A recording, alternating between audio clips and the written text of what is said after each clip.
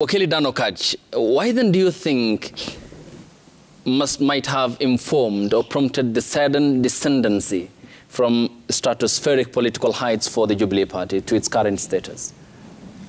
I think the answer to that, I will look at it from a simplistic point of view. The fact that power has left that particular party, and the moment power leaves that party, then of course the power is actually what held this party together. They came together. Remember the history of Jubilee and URP at that particular point. Later on, there was discontent, and eventually the moment another party actually or another coalition took over in terms of the elections, of course this party was so used to power. Especially when the fact that now the person in leadership is no longer powerful. You do not have that muscle to deal with it. And it is the norm in all parties. I don't think it is, you can just isolate Jubilee and say there's something they did so wrong. But we've seen the history of parties in this particular country. We do not have parties which are hinged on proper ideologies. Ideologies that will transcend even the leadership of those parties, because we have parties that are parties which are akin to the owners of those particular parties.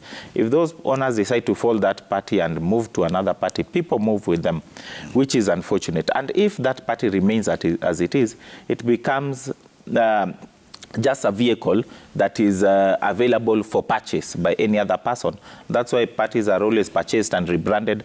And I believe any party today can be purchased, rebranded, and it can even win elections. So that's why I always say, in Kenya, we cannot say that we have, major strong parties. We have strong personalities. Okay, but then why then do you think they made such a grand promise when they knew they will use and thrash that vehicle in 2016, and understandably that it's the taxpayers who fund the political parties?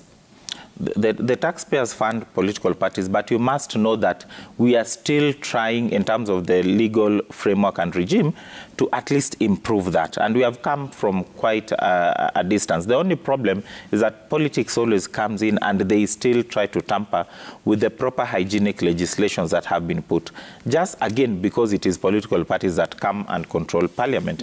So unfortunately, that's where we are. But we have come a long way.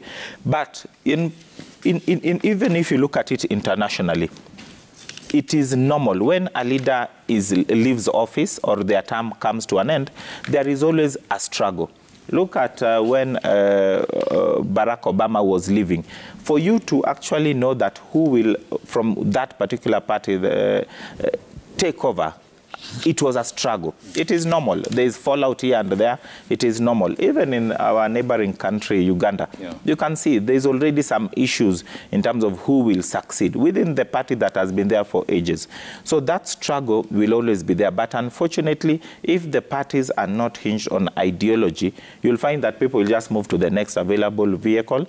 So that party just becomes, a vehicle to the next agenda. But we should strengthen parties, and I think that's what I see the president of this country trying so hard to maintain. And I think that's why he actually fought so hard for Jubilee to remain as Jubilee during that time, because they wanted it to transcend this particular leadership. It has not worked. Of course, Jubilee is a shell, but now as we look at it, we have had parties like KANU, which ruled this country for ages, but now it's just a moribund party there, but still in existence.